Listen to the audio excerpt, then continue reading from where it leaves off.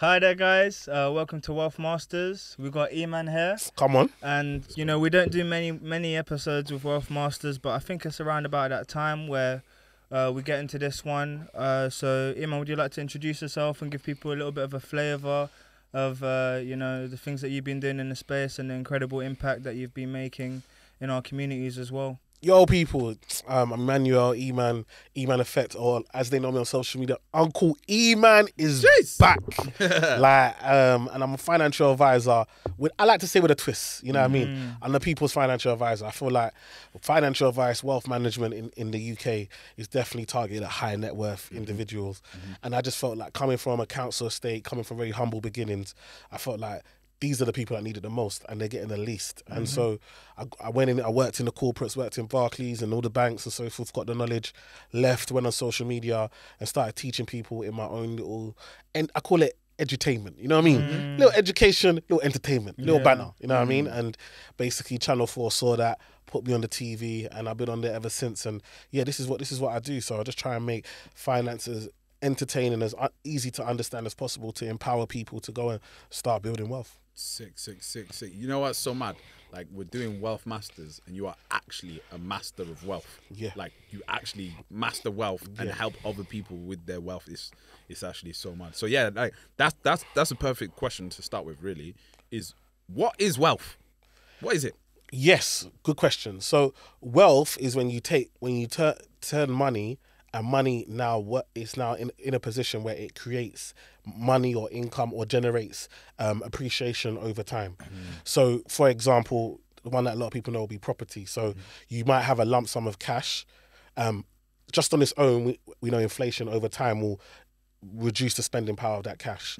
So you might have a lot of money and be rich, but when it becomes wealth is when that money is then invested and it can produce an income or it can appreciate, or in the case of property, do both. When you now put it into that position, it now becomes wealth, because what that means is it's making money without you requiring the need for you to be there or you to do anything. And for a lot of people, when you talk about like rich, that requires you to work. But the second you get made redundant, your money stops. And now that money starts to be eroded. And if you don't find another income to replace it, the money's gone. With wealth, if you leave it over time, it appreciates, it builds up. And as long as you don't take out more than what it generates, it will continue to generate for years to come. Power. I think a lot of people are sleeping on that. And what would you say are the key areas where you feel like it's needed the most? I know you touched on the community side of stuff, but throughout your profession, I know that you've discussed and help build wealth for a lot of different people. What do those pool of people sort of generally look like? Yeah, so I think for me, when I say I think we all need it, like you have to understand that money is a life skill, a life skill that nobody's taught. Now we all know why, and I don't want to say too much because, to be honest, more time I talk, people in governments get upset, like E-Man's coming for them and da. But let's put it this way: if we know that come 16, 18, 21, whatever it is, from a young age, you're either going to go out to work. Now you have to be in school to 18 or do an apprenticeship. So either at 16, you either do apprenticeship, now you got a job, you got an income, or you go to 18, then you go university, and now you get overdraft, bank account, student loan. So we know that there's a period where we know no matter what in life, you're going to interact with money. The thing is, though, people are making money younger and younger. So there's literally 11-year-olds, 14-year-olds making money, but they're financially illiterate. Exactly. So they're making income, but they don't know how to retain or multiply that income. Or they don't know what to do with the money besides spend it. And you got to think about it. So if we know this is going to happen, and we know people are going to make money, why is there not a lesson for it? Yeah, that's a fact. And it's not taught in the education system today, right? And I think that's a huge gap. It creates a huge gap because especially the younger generations, people want more for less nowadays. And the younger generations, when they go on their phone, on their social media, they're looking at people that seem to be millionaires. They're looking at people that seem to be building businesses, entrepreneurs, living that sort of lifestyle. And I feel like a lot of the children are just emulating what they see. And there's a lot of younger generations that are looking to build businesses, be business owners, etc. But they don't have a full understanding of the complete journey to that. So when it comes to financial literacy, how important is that piece for building wealth and for like building businesses, etc. Paint us a picture of someone who has a financial advisor and is an entrepreneur, and someone that isn't without a financial advisor. Yeah. So how important is financial literacy? Is vital. So let's put it this way. I meet people who talk about they've got kids and they can't leave any generational wealth. Yeah. But I always tell people there's two things you can definitely leave. One is life insurance, which guarantees that whenever you die, you can get a whole of life plan. That means that you pay this money each month, and whenever you die, there's a lump sum to your family. So there's never an excuse that you can't afford it, because that probably costs the same amount as your Sky. But you would rather cancel, if you had the option, you'd rather cancel your life insurance and keep your Sky. So you'd rather be entertained than be protected. Just for the international audience, could you just give a numerical figure?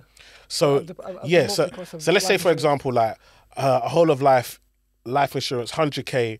Let's say if you're in your 20s, 30s, that might be £40-50 a month. Yeah. Yeah, that's just 100k. Obviously, if you want more, it'd be more. But what I'm saying is that you could have that in place, pay that, and we know some people are like, I might be shocking you now, but one day you're gonna die. I don't know if anyone's told people, because sometimes people act like they don't know. I don't know how we can be surprised by death. Yes, there's one thing guaranteed: death. The other thing is taxes. Yes. Those are the two things we know in life you're gonna pay. Yes. Yeah. So how we know that? From when we were born, we started the process of death. We got every day you're a day closer to your death. Yeah. So if we know that we're gonna die one day, how would you not have a provision for that? Yeah. How are we comfortable? And this is what got me. I go to church. I'm in a room, 700, 800, 1,000 people sometimes on a Sunday. Yeah. I see none of them during the week. And not only do I see none of them during the week, I see nobody that looks like them during the week. Yeah. And I tell myself, how have we come here? Oh, happy day, sing songs. We're talking double. We're gonna make more prosperity. Yeah. You lot haven't even got an ISA. Yeah. Like I said the other day on one of my videos. Mad. Like that made me feel uncomfortable. and this is, and when I say an ISA, this is just money that you make that you can now invest tax free. For Muslims, this applies to you guys too. Yeah. Can get it. Like, and so the point being for me is like, why? This is why the education, because what I think I've read it. The stat was something like less than 4% of people in the UK have an ISA. Yeah. Wow. So if that's 4% of people, when I say people, that means white people, okay? Yes. Because they're the majority. I don't know if people know. People live in London and they act like the whole place mix. No, there's other places where you will not see anyone that looks like you. Yes. And so the thing, what I'm trying to say is that's 4% of everyone. If we go to black, it's probably less than 1% of people from ethnic minorities that have an ISA. Yet this is something that the government give you for free. Yeah. Do you have any stats on in the Asian community? Is it higher than 4%? Probably, because again, the Asian community in itself come from a place of ownership and way more financially literate. And way more. And they're financially literate due to culture. And this is where, when we talk about financial education, for me, I'm not waiting for the government to try and save me. Rishi don't know what it's like where I come from. Yes. He don't know, like, we go to the playground, the swings are broken. The little roundabout, you can't turn it around. There's needles and razor blades and broken glass. Yes. There's druggies, like your kids can't even play in the playground, so they got to stay in the estate. That little box, they can't go outside. Yeah. He don't know that life. So why would I expect him to change my situation? Exactly. Why would I expect him to care about my kids? So that's on me. One thing I love about when I say Asian, and when I'm talking Asian, we're mainly talking Indian. Yeah, that's the South main. Asian. For the American audience, in the UK, so quick disclaimer, in America, Asians, they usually mean East Asians, people who look more like me. Yeah. In the UK, we usually mean South Asians, Indian, Pakistanis. Yeah, exactly. So international disclaimer. So with them, we're talking in their culture, ownership is key. And ownership over everything, as in they get married and move back into their family home. Because for us, second you get your job, I'm talking your first job, 16, 17. Get out! You're already on Zoopla right move. The paycheck hasn't even landed. The culture is you get money and you move out, because if you're grown, you're outside. Yeah. But their culture is, we build together. Exactly. Because when you understand that your first business partner should be your parents and your family, that should be when you understand that that should be the first business that you create. Yeah. Wait. Wheel up. Drop that ball again, please. Jeez. Fire in them. Because that's what they do. Your first person you go into business with, my dad, my uncle, my family, they put money in. When you start to say that, that's who I go into business with. As a family wealth manager, I co-sign. Do you understand what I'm trying to say? I'm the CIO and CFO of my household. Exactly, and it's so vital because, and the reason, let me tell you something again, and and this is when we have to look at our parents. I was saying this the other day at an event, like, we have to look at ourselves as parents. We are raising children that we can't trust to manage our businesses. Yeah. Then something's wrong. That's you. That's a you problem. Don't blame the government. You haven't done your job. Stomach churner. Do you understand? We are raising children that we can't even trust to be our power of attorney. Yeah. We can't trust to leave our wills to. Yeah. And then we want to blame the government. That's your house. You wasn't doing your job. Do you understand what I'm trying to say? Yeah. The truth. I think I got a little mini tear. No, because what I'm trying to say is that I sit down and do my job, and I'm like, we need to. Okay, let's set up this will. Yeah. Let's set up this power of attorney. Yeah. But who you gonna? No, you got 5 kids. But you can't trust none of your kids. What have you been doing? Yeah. What culture was you creating in your household? Yeah. So we can't talk about generational wealth if we don't have a generational mindset. Yes. Do you understand? Yes. I was rich in my mind before I ever had money in my bank account. Yes. I say this all the time. Do you understand? All the time. I already knew where I was going. Where I had to. Yes. If I know that where I want to go, I have to become it in my mind before I can become in reality. Yes. Do you understand? One of the problems we come from our culture is this being real. Yeah. So we feel that until we actually own it, we can't move in. No, if I want to become a millionaire, I need to be doing what millionaires do. Exactly Yeah. that. Does that not make sense? That's a fact. Starting off waking up early. Waking up scheduling. early. Yeah. Connections. It's a network. mentality. It's a mentality. 100% wealth, being abundant. All of these things. It's a mentality thing. Yeah. And people think it's a physical, instant thing, but no. And then what do we do? So By rolling. So I was just about to say it. Don't get me started on that. That's what you do. Yes. The mindset should be, okay, I want to become a millionaire. Yes. I need to dress like a millionaire in regards to waking up early, dressing neat, Yes. maybe ironing my clothes the night before. I need to plan my day. I need to think about who am I networking with. I need to do my affirmations in the morning. I need to have an accountability partner. That's the mindset of a millionaire. What we think is, I'm going to go and get a lease, put down £400 on a nice car. I'll get a watch, and now I look the part. Yes. But I'm doing nothing that a millionaire does apart from owning certain items. Yes. That now most millionaires don't even own. Don't even own. You know why? Because it's been normalized. It's not even rare anymore to have a Rolex watch, to have a Patek Philippe, to have a Audemars Piguet. These are not rare anymore because it's on social media all over. I can see one on my phone in 10 minutes. And you can get them on finance as well. To be fair, what I want to touch on that is where you were saying about the education. Like, I think we're in a very different place where the school expects the parents to teach financial literacy. The parents expect the school to teach it. But what's happening is the children are learning it from social media, but they're learning it in the wrong way. Kids now can name you these 4 types of watches. Go to our parents, they can't name you 4 types of watches. They can't name you what the difference is between a Ferrari and a Lambo. The average child now can go, this is a Ferrari, this is a Lambo, this is a Bugatti. And that's the financial education they're getting, is objects. They're not getting the financial literacy of assets. And I think that's what I was saying. The danger. And my thing is for me, with my kids, it's about culture. It's about the culture of what it takes to be in Asuquo. They hold the family name. They need to know wherever they go, people need to know that, you're on Asuquo, so I know how you're going to behave because I know the standard that your father set. Yes. So I know that he would have instilled that in me. So what I'm talking about is that for me and my kids, I need to teach them the mindset, the culture of, listen, this is how we behave. This is how we move. This is how we behave as the Asuquos. You understand? Because when I, like I said, I was telling you guys earlier, like when I watch Crazy Rich Asians, that film inspired me to talk, to create a culture for my family. I sat down with my wife and we wrote down what are the key qualities that we want all our children to have, and how are we going to make sure they have them? How are we going to instill that? Because the money comes and the money goes. And if the thing about is for a lot of us, we are working hard to pass money to our kids that don't even know what to do with it. Exactly. Our children's children will never see the money. Yeah. Because we haven't done the work on our children. Yeah, Exactly. normally the wealth lasts for, and this is one of the things that why we are specifically trying to work with people that are already wealthy. Yeah. Because to get to, if you're a millionaire watching this, if you're a billionaire watching this, unfortunately, the stats suggest that money that you're handing down to the next generation is going to be gone after your grandkids. Yeah. So all your bossing up your back, all this work, all these flying around the world, all this time that you've sacrificed is going to get wasted probably quicker. It's probably not even going to make it to your grandkids. You'll probably make it to your kid, and then they're going to blow it because they're probably going to invest in some crypto. They're probably going to invest in some stocks. They're probably going to get some overseas property deals, but they're not going to do it with guidance and understanding. They're going to do it off what they see on Instagram. And then the wealth goes to 2 generations, and if you're lucky, 3 generations. And that's because of that whole gap that's there. And I've seen it working in the tech space, you know, families, big families, and then their children are just going Blowing millions, silly, flying out the door, just.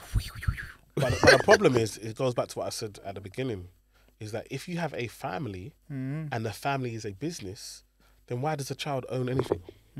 The Do you understand? State should own it. The family should own it. So there should be a company where we become shareholders, and there are rules and regulations in regards to the assets, and the assets cannot be sold. Because one of the worst things that we do, especially coming from, you know, I talk about the black community, is that we lived in these places, Brixton, Peckham, whatever. Yes. What did we do? The second we got the chance, we sold. Exactly. And we Now look at them.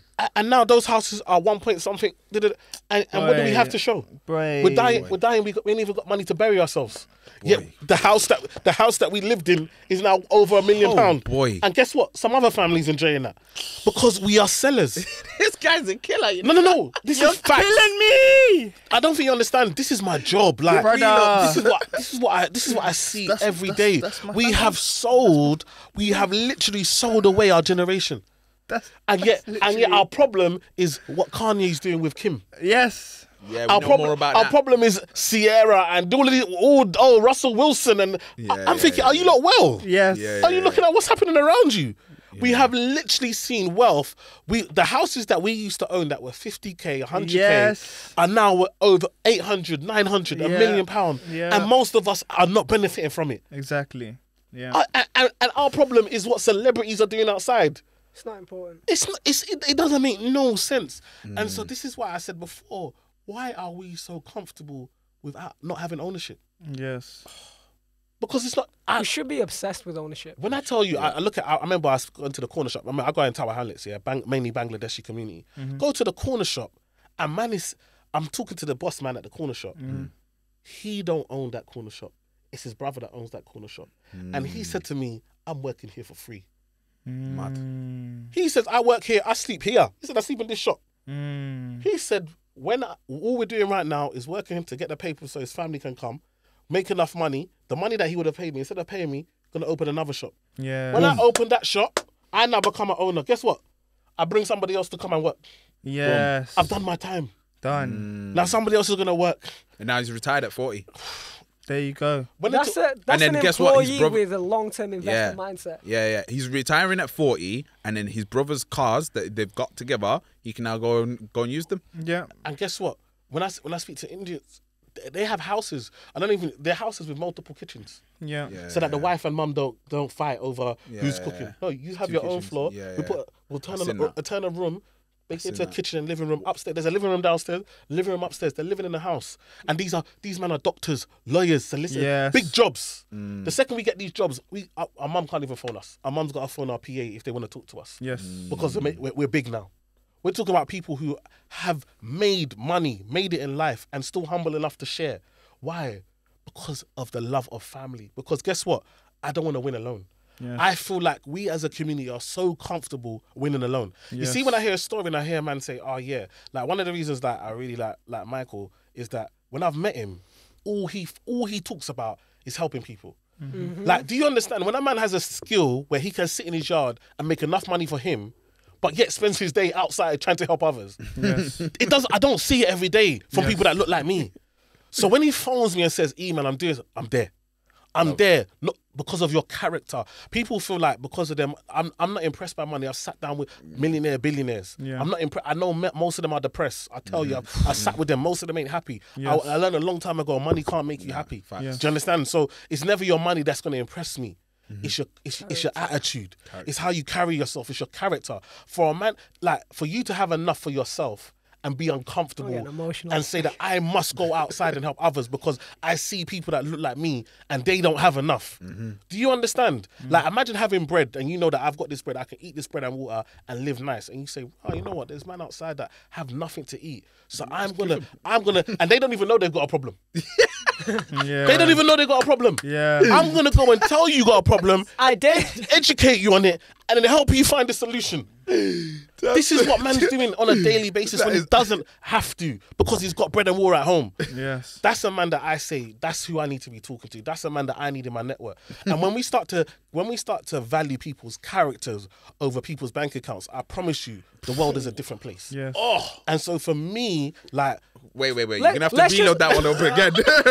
Reload up that bar again. When we value people's what? When we value people's characters over people's bank accounts. Do you understand? Because you see that money And status. Because it comes and goes.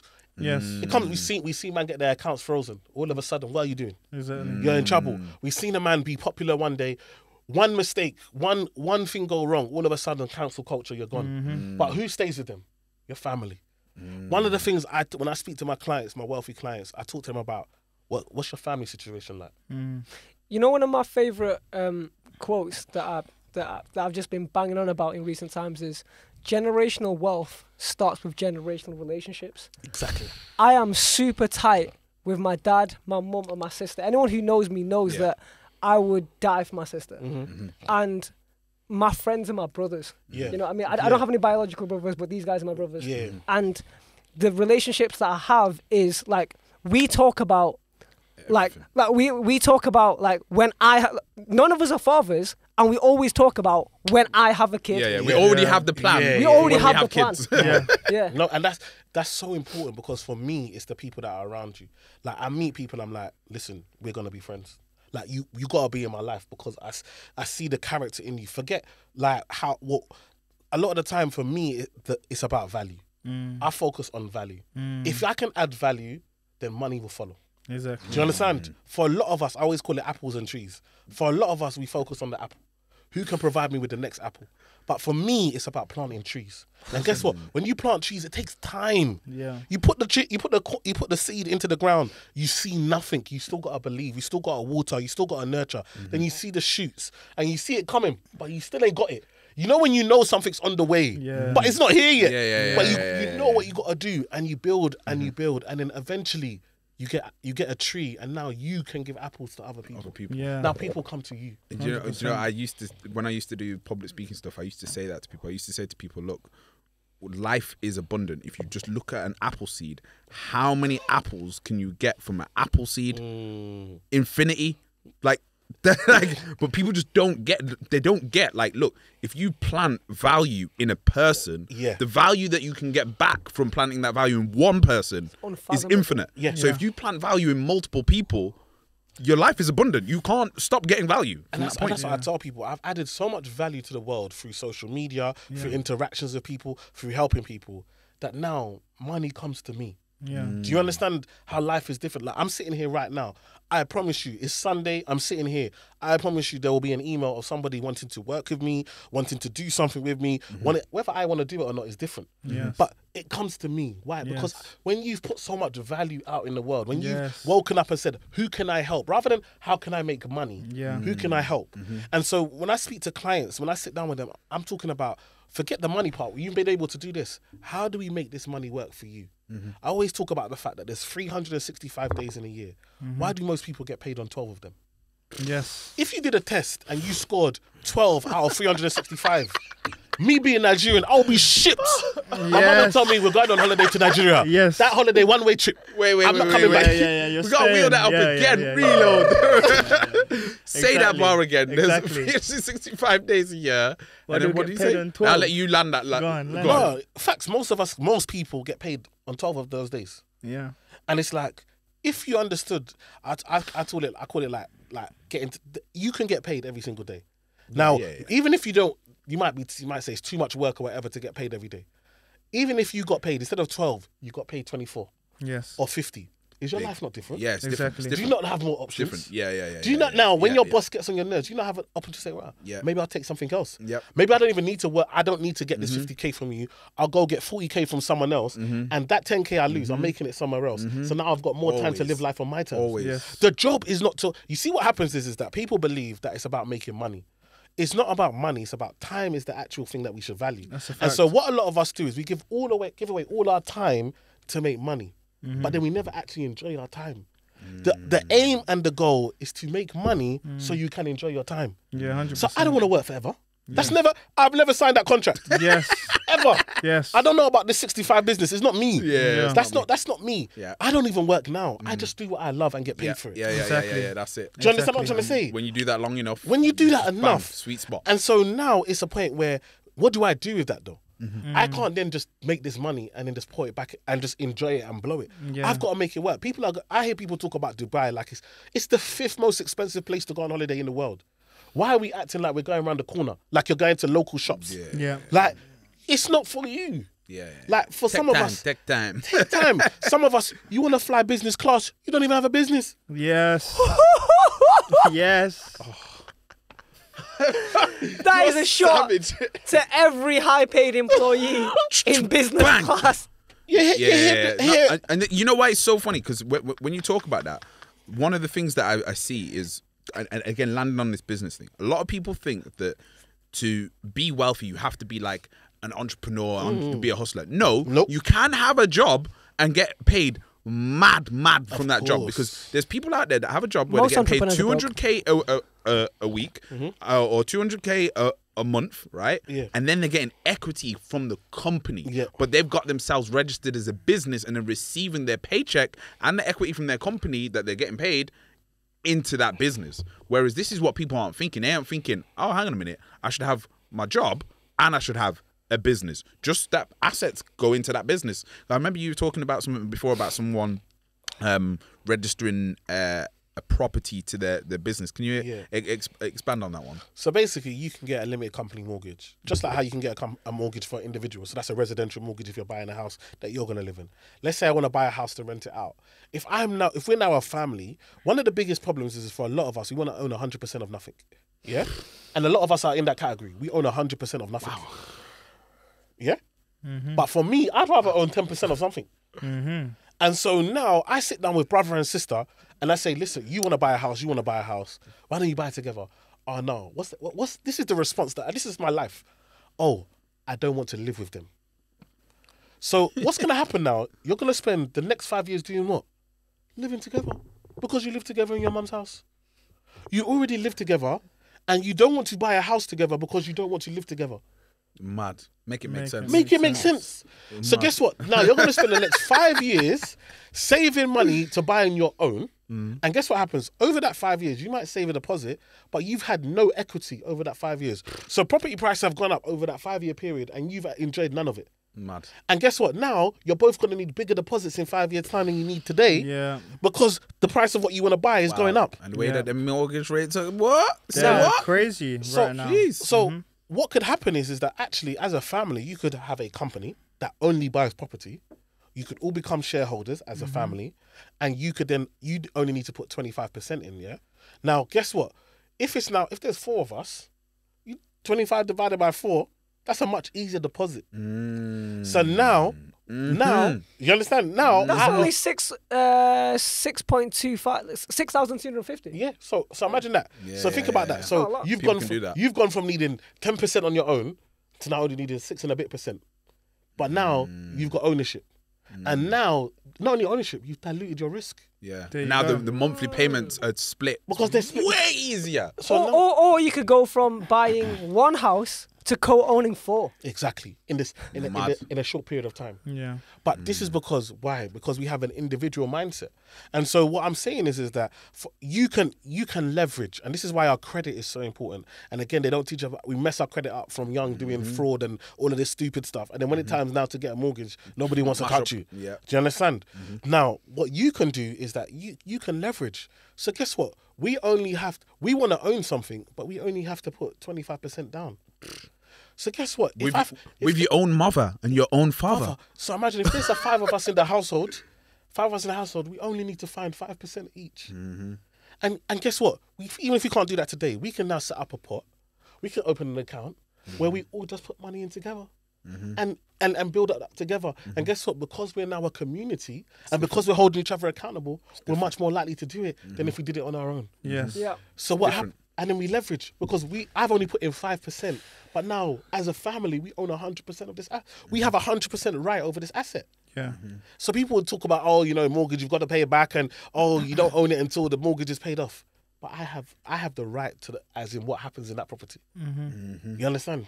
So if I want to leverage that property, if I want to add value to that, if I want to extend it, if I want to rent it out to somebody, that's me. That's on me. I get 100. I've only put 5% in, but now I have a voice to have the option of 100% of whatever profit we can make from this company. And I think it's the what it does to you mentally, like.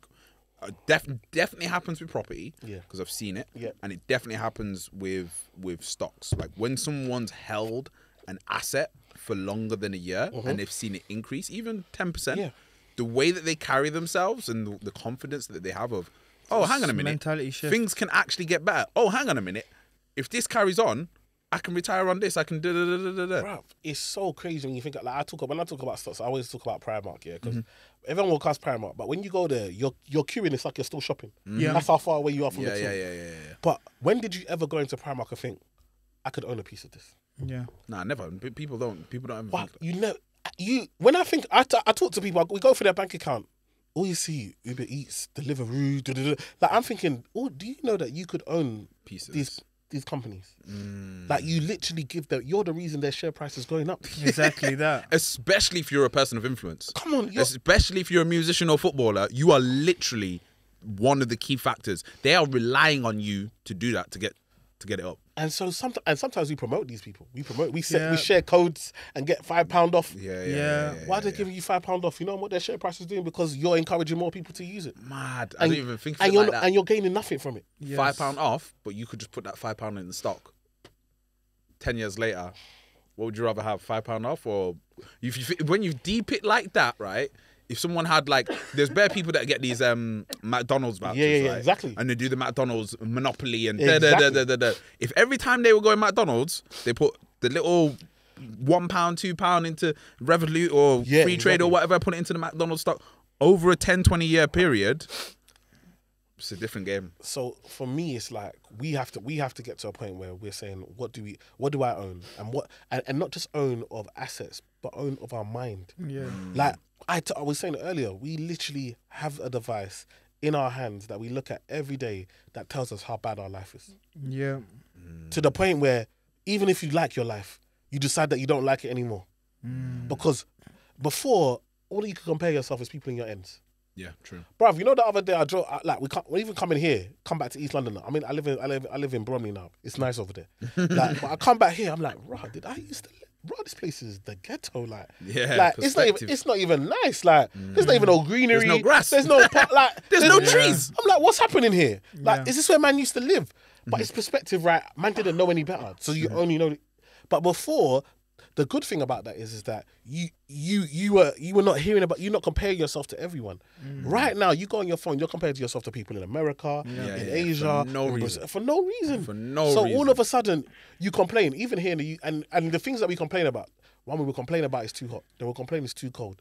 Then you always complain. And so for me, it's like, and when I speak to my clients, the biggest thing I tell them is for us to win, you have to love yourself. Yes. It's the price of the privilege. The poison. game is to teach us not to love ourselves. Why? Because if we don't love ourselves, we love the things that we can buy for ourselves. Yes. And so that keeps us spending. Jeez. And when you now get to a point where you love yourself, you understand that your value doesn't come from the things that you own. You make things valuable. Oh, Yes. That car is valuable because I own it.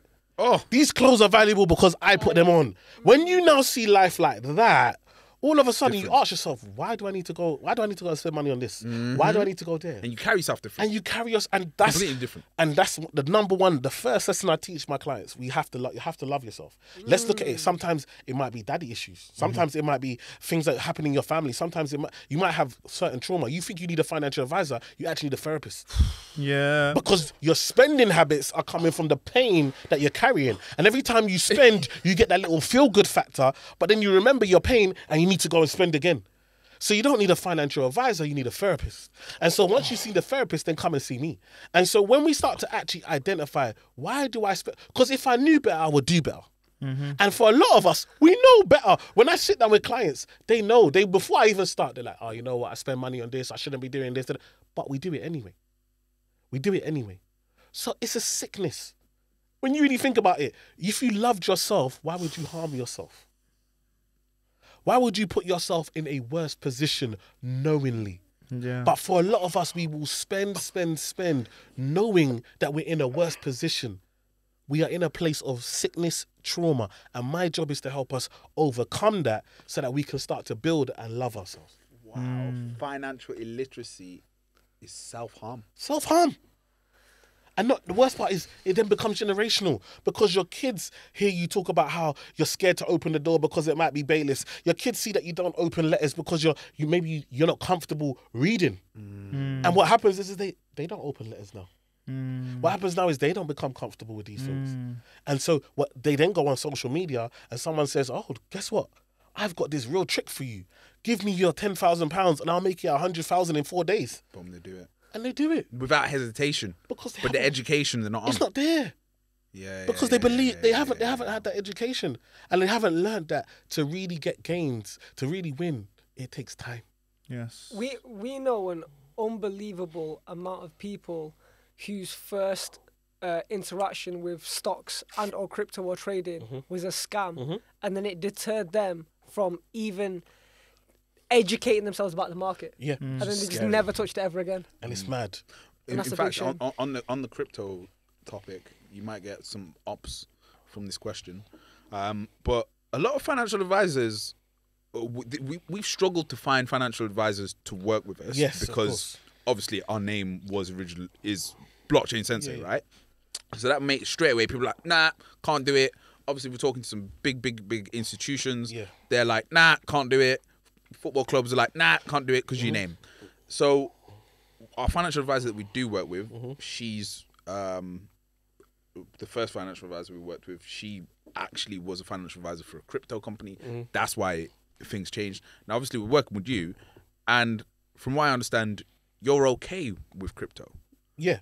Why? Why have you got a different stance? Why are you okay with it and a lot of other financial advisors aren't? I think I'm personally, I'm okay with any investment. I've seen people make money from anything. So I'm not here.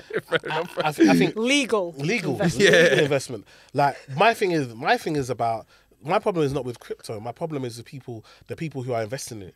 You're struggling with PowerPoint. Why? What are you doing there? Why did you think crypto was your answer? Yeah. You struggle to change your password on your phone, and now you think this digital currency is your answer to changing your life. Yeah.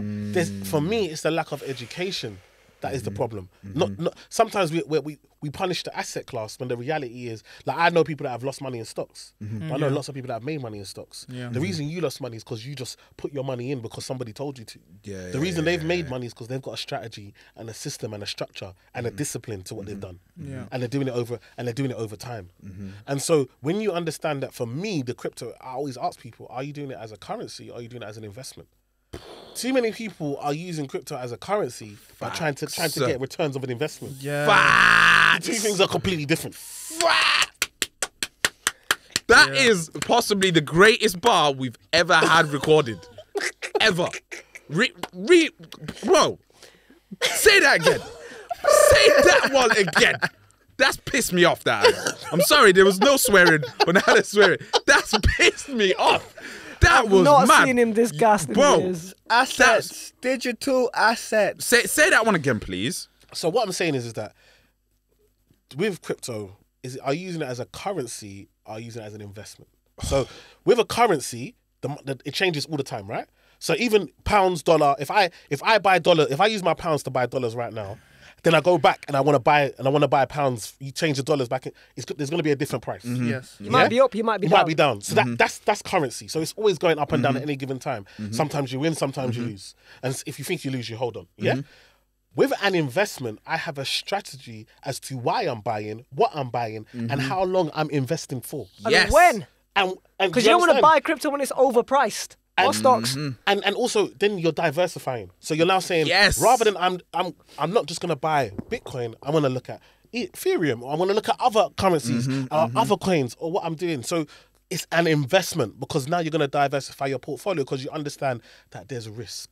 Yeah, and so you take into the fact, okay, there's risk. So what I want to do is I want to say, actually, I don't want to put all my eggs in this one basket. I want to invest it and know that anyone can go down, but over time, as an investment, this is how I'm going to make money. But for a lot of us, we have a currency mindset, as in, I want to put my money in and then take it out and have an investment return. No, It's not gonna work. You're doing two different things. So when you're going into these things, you have to understand what you're doing. This is why there needs to be an education piece. I always tell people, if you feel sick, you call a doctor. If your car's not working, you go to a mechanic. If you don't know about money, you ask your brethren that owes you £10 what to do. How to invest. How often do you think, when you think, oh, I don't understand that money thing, I know, I need a financial advisor. No, I've never came to nobody's head ever in life. Yeah, no, it's so true. It doesn't come. It doesn't. When your car is broken, you say, listen, I know who's qualified about cars. Oh, a Do mechanic. you know why that's so mad? Even in my own friend circle, right? People know I'm deep in this blockchain crypto game, right? People know I'm reading white papers. I'm putting it out there. I'm reading these reports. We're even contributing to them.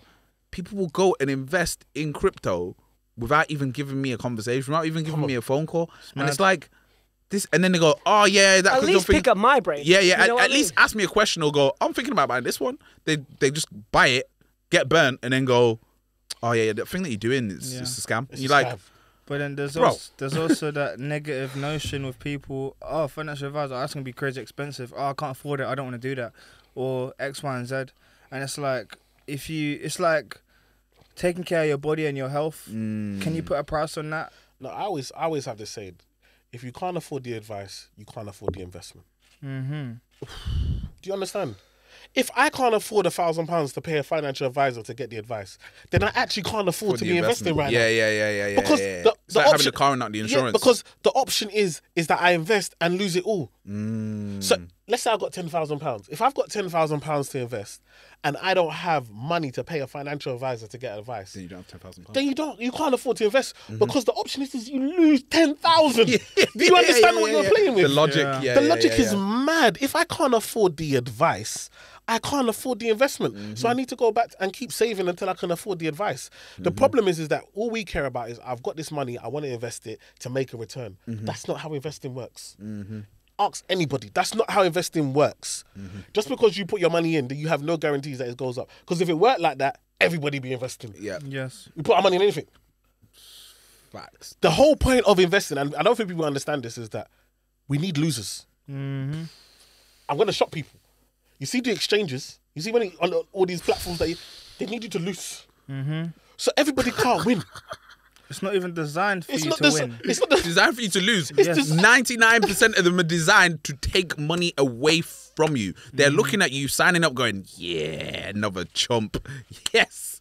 So your exit liquidity. So when you understand that it's the same thing like gambling. This is why I don't gamble. I invest because there's an education. Gambling, you're just throwing it, hoping that. Do you understand? And remember, these companies, I always tell people, if people that gambled, if their majority won, these guys would have a business. Do you understand? They have a business because the majority of people lose. That's how they can afford to pay their staff, pay their buildings, pay their ads that they see you, sponsor the sports team so they're in your face. Do you understand? They pay that because people are losing. Yeah. And if they're getting bigger, that means more people are losing. So if I know that the game is designed for me to lose, why am I going alone? Exactly. Why would I not hedge my bets and invest with others, and in fact reduce my risk by putting smaller amounts with other people and seeing the returns together? So rather than me put my 10,000, why don't I put 2 and find five other people? And then now when we go to, what do you think about this? Oh, you know what? I don't like that because of the XYZ. Oh, I heard this. Now you get sharing of knowledge. Yeah. Do you know how much investment is about sharing of knowledge, community? Yeah. Investment groups. Yeah. But they want you to feel like you're on your own. That's why they DM you in your DMs and tell you, oh, I've got this great investment for you. Send me. Because on your own, you haven't got a chance to run it past anybody. I recently had a long conversation with Debs from Stock Pickers Academy. Yeah. And even Debs, who's ex-Goldman Sachs, by the way, check out our episode with Debs. Ex-Goldman Sachs, managed 12 billion. Even he goes to his community before making any investment. And that's comes to us about crypto before he executes. What's he got, 15, 20 years in the game? Yeah. But do you think Warren Buffett doesn't have advisors? Of course he does. Do you think Warren Buffett, DOG of it all, do you think he just wakes up and just says, I'm just going to buy this? Nope. No, he's got Charlie Munger. He's got Munger right there. Man. I'm thinking about this. Go and have a look. What you think? Yes. Come back. So if people at the top with years of experience and track records of success still work with other people before they make decisions, why are we going alone? Exactly. And so what I'm saying is that when I look at this, what we're doing here in regards to coming together, putting our knowledge together to help people, you have to ask yourself, why do you feel we're a scam and you going on your own isn't the scam? You're scamming yourself. That is the scam. The solo ride is scamming yourself. That is the scam. The scam is I can only do this by myself. Because now you're a target. You're a victim. Yeah, you are. You've automatically scammed yourself. You scammed yourself. You've scammed yourself. That's how the game works. Yeah. You've decided, I've got money, I'm going to invest it, and I'm not going to talk to anyone. You scammed yourself. Because look at this. Let me tell you. Look at the banks, for example. Barclays and all these banks will act like they're competition.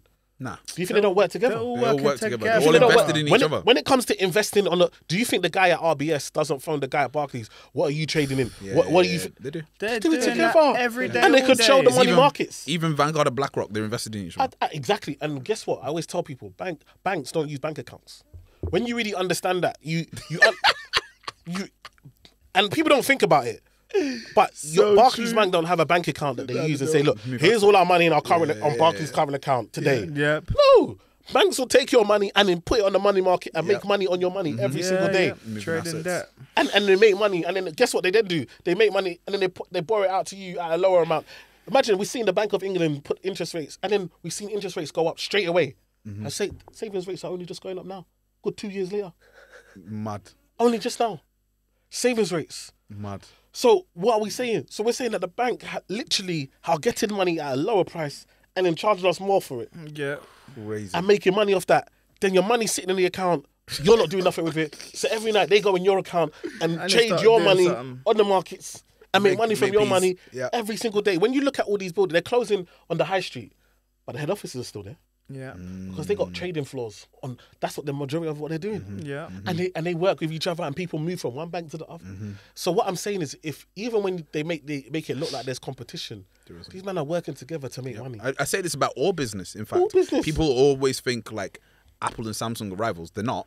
They work together. Like I'm sure it's the glass from Samsung. They give it to Apple. If you look at Amazon doesn't work without Facebook and without Instagram ads, and then doesn't work without YouTube, which is owned by Google. They're all working together and in bed together. Like it's all the same company in my eyes. Amazon, Facebook, Google is the same company. Yeah. It's all one big thing. It's just got different arms and they're working together. But And I so think the community doesn't. And so if they do that, if this is the example, I say a wise person learns from other people. Like, sometimes we want to go through. I remember when I was young, and I remember being in church, and the elders would come, I don't have sex before marriage. I'd be like, nah, bro, if you men had sex before marriage, I want to go and do my thing. You know the ones there, like, don't tell me not to do something. And that's the mentality so many of us have. You lost money on crypto. I want to go and lose money on crypto. Bruv, let us work together. Yeah. Because guess what? We're already disadvantaged. So our strength is in our numbers. Our strength is in working together. Our weakness is in the mind of us feeling like we need to do it on our own. And so to wrap this all up, for a lot of us, especially when we're talking about being rich, I don't want us to be comfortable being rich anymore. I want us to be comfortable being wealthy. Exactly. And guess what? Not only just being wealthy, but wealthy together. I sat down with had these two clients, wealthy, rich clients. They actually do not like each other. And I'm like, so why are you doing business with him if you don't like him?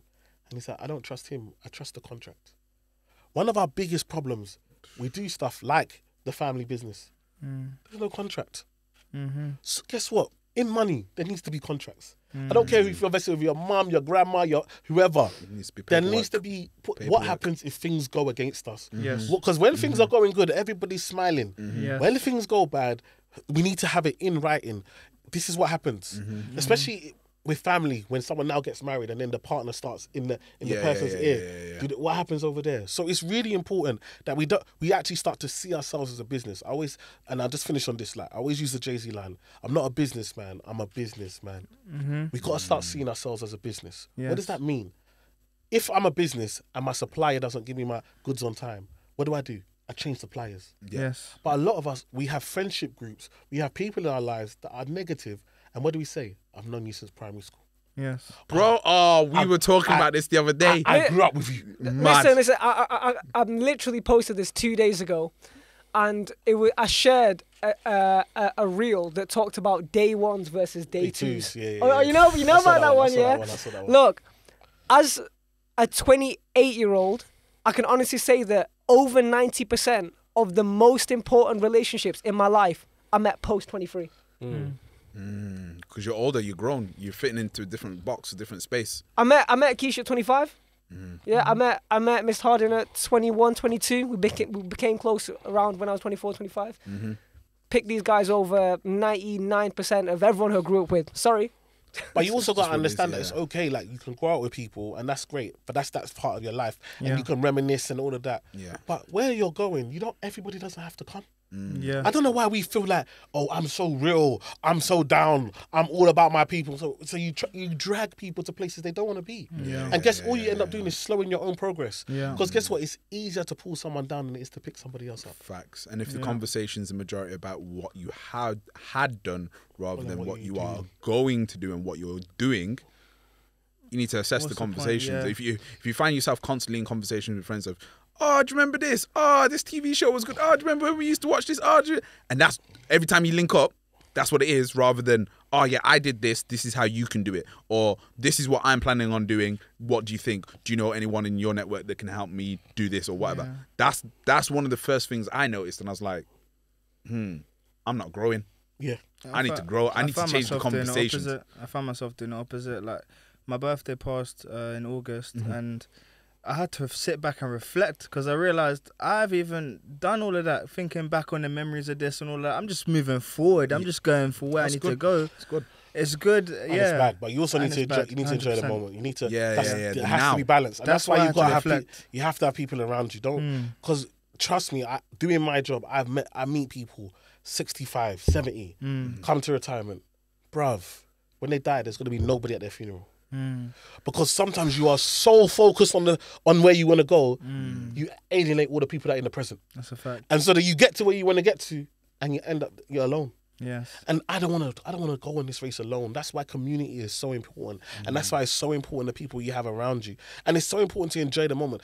Sometimes we almost feel bad for having fun, like I'm not taking this thing serious, but no, you have to. You have to enjoy the time, Like.